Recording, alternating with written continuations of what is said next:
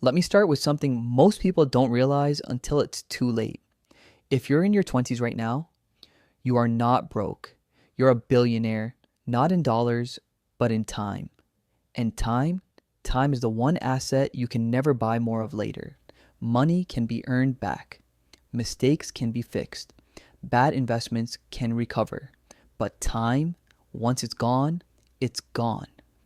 So today, we're going to talk about net worth by age 2026 edition, not to pressure you, but to give you perspective to see if you're behind or ahead of the curve, and also to show you what actually matters, what numbers really mean, and how small decisions early can quietly turn into life-changing results later.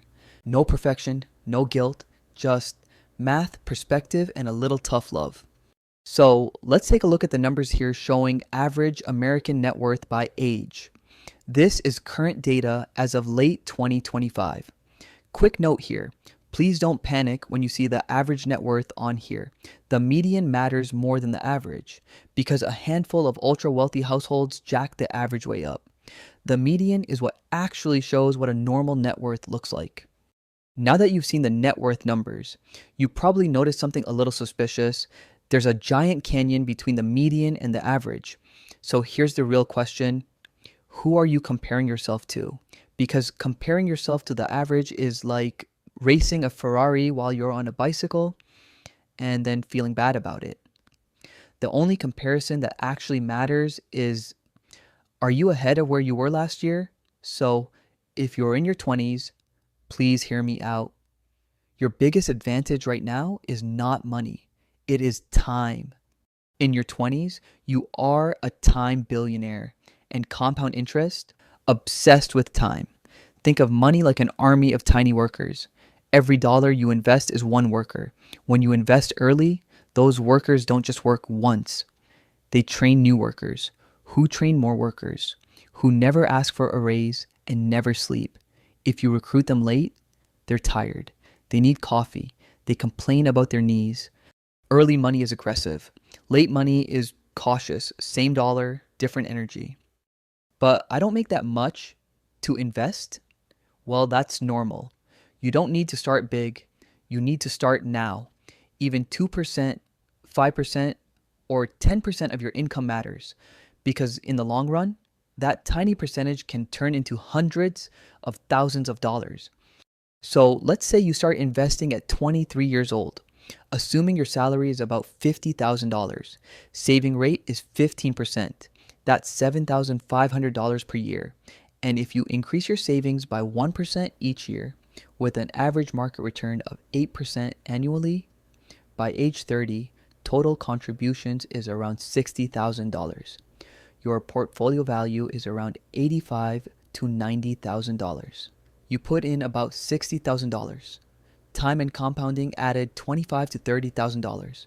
And that's only the first 7 years. That's the snowball before it gets heavy.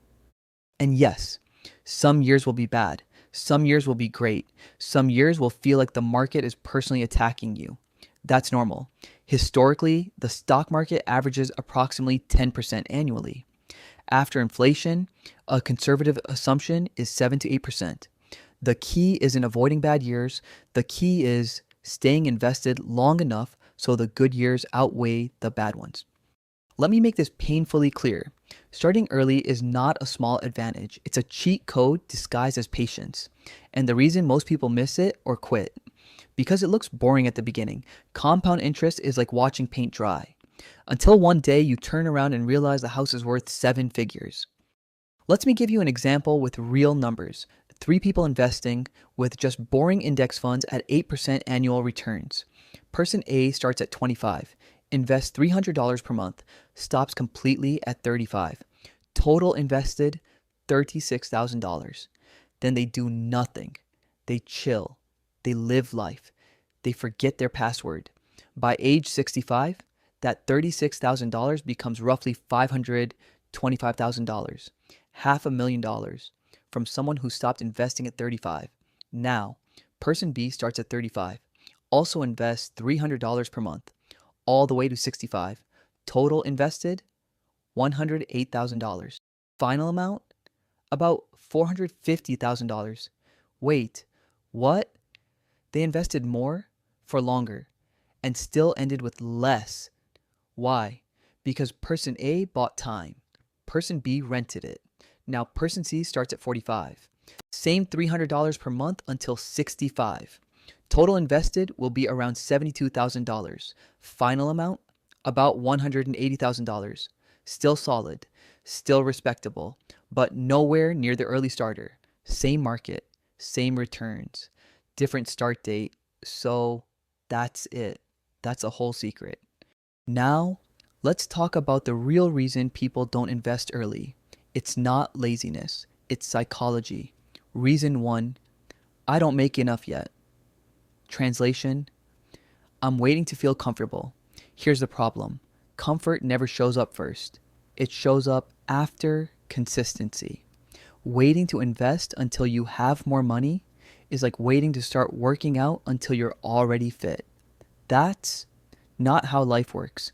Reason number two, it's not worth it unless I can invest a lot. Let me stop you right there. $50 a week equals $2,600 a year. And at 8% for 40 years, that's roughly $700,000 from money most people spend on DoorDash, Amazon junk, or just this one drink. Your future self would trade tacos for the deal instantly. Reason three is I don't want to mess it up. Yes, the fear of doing it wrong. So instead, you do nothing, which is actually the most expensive mistake possible. Doing it imperfectly early beats doing it perfectly late, every single time. Let me walk you through another example just to really drive this home. And by drive, I mean gently nudge it into your brain until it sticks, because this is a small change to big life change situation. Let's say you earn $60,000 a year. Nothing wild, very normal, very direct deposit on Friday. If you save 5%, that's $3,000 a year. Basically skipping a few impulse buys and pretending your cart is out of stock. Save 10%, that's $6,000 a year. Now we're cooking at home. Save 15%, that's $9,000 a year. You're not rich, you're just intentional. Big difference. Now, here's where it gets rude in a good way. That extra 5% doesn't feel like much today, but over 40 years at an 8% return, that 5% is about $700,000. 10%, about $1.4 million. And 15%, roughly $2.1 million. Same person, same job, same income. The only thing that changed, a few percentage points and a lot of patience. So yeah, I hope you see the difference now, because that tiny 5%, that's not budgeting.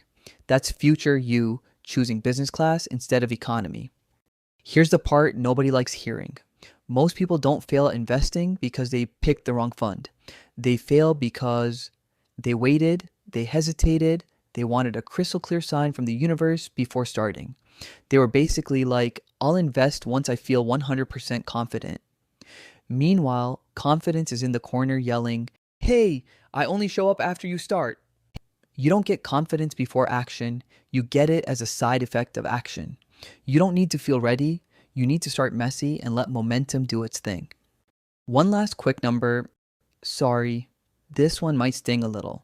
If you delay investing by just 5 years early in life, you usually have to invest twice as much every single month later, just to end up in the same place, same destination, double the effort, zero extra applause. That's the cost of waiting.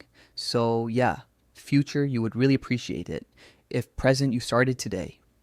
Now, let's take a look at some benchmarks from Fidelity, aka a map, not a race.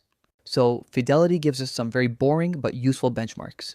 By age 30, aim for 1 times your salary invested.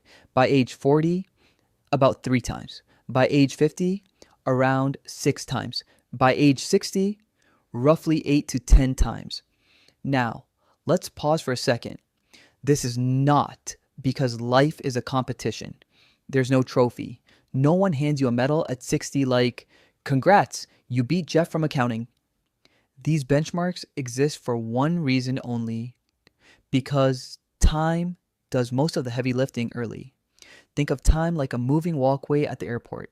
Get on early, you glide. Get on late, you're sprinting, dragging a suitcase, sweating, questioning your choices. Same destination, very different experience. Now let's talk about freedom for a second. The real reason people care about these numbers. The 4% rule is a simple guideline that says if you can live on 4% of your portfolio per year, your money has a high probability of lasting 30 plus years.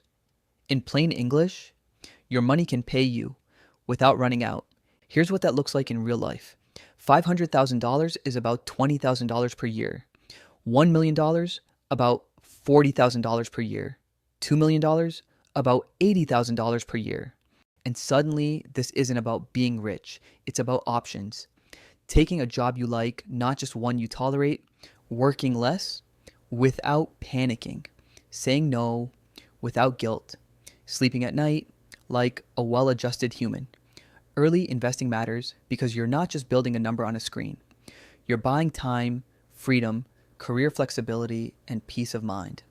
And honestly, that's worth way more than any flashy car that loses value the moment you drive it off the lot. And if you're in your 30s, the question is no longer, am I doing something? The real question is, am I being intentional or am I just kind of floating? Because here's the truth. Time is still on your side, but it's not unlimited anymore. Your income is usually higher now. Your expenses also higher. Life is louder, bills are louder, group chats are louder, and suddenly money decisions happen. Fast.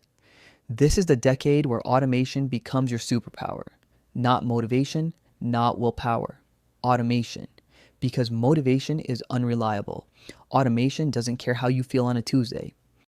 So what can you do? I'm glad you asked. Start by planning your paycheck instead of reacting to it. Automate investing so it happens whether you're busy or not. You stop relying on motivation and start relying on systems. And you aim for at least 20 to 25% contribution rates if possible. Why? Because here's the simple truth. The more you contribute now, the less time you need later. You're basically buying future years of your life in bulk. Now let's talk about retirement timing. This part matters, so lean in. If you invest 25% of your income, assuming a $50,000 start salary, let's say you start at 25, potential retirement is around 52 years old. Start at 30, around 59. Start at 40, around 71. Same strategy, same effort, completely different endings. This is the quiet math no one posts about on Instagram. Starting earlier doesn't just grow your money, it gives you control. Control over your time, your energy, your schedule, and eventually your choices. And that's a real upgrade. Not the car, not the house, not the lifestyle. It's the ability to wake up and say, today, I choose. And if you are in your 40s right now and feeling kind of behind, take a breath. You're not doomed. You didn't miss the bus, but yes, the game is harder. This is catch-up mode. You still have time, but now effort matters more. That usually means higher contributions, smarter decisions, and fewer I'll do it next year moments. The good news? Your income is often at or near its peak. You can still build serious wealth. The trade-off? The margin for error is smaller. That's why starting earlier is such a gift that you can give to yourself. But hey, starting now is still powerful because progress beats regret every time. Let me say this clearly. You do not need the perfect market, a big lump sum, a genius strategy, or a finance degree you'll never use. What you need is participation because 1% today beats 0% forever, and 5% now can change your life later. Time rewards consistency, not perfection. And yes, please hear this part. Building wealth does not mean living like a monk. You're allowed to travel, eat good food, enjoy hobbies, and have a life. Just be intentional. Spend on what actually makes you happy. Not a car to impress people you don't care. A lifestyle upgrades funded by anxiety, or stuff that looks rich but keeps you broke. Wealth isn't about deprivation. It's about alignment, spending money in a way that supports a life you want, not the image you're trying to maintain. And that shift, that is where everything starts to change. So, wherever you are right now, in your 20s, 30s, or 40s, you're not late, but the clock is always moving. The best time to start was years ago. The second best time, it is today. Start small. Turn on your speed mode if you're in your 40s and stay consistent. Let time do what it does best. Because money doesn't grow when you watch it, it grows when you give it time to work. That's it for today's video. Thank you so much for watching. If this helped you, even a little, like the video, subscribe, and comment your age and where you're at financially. See you in the next video.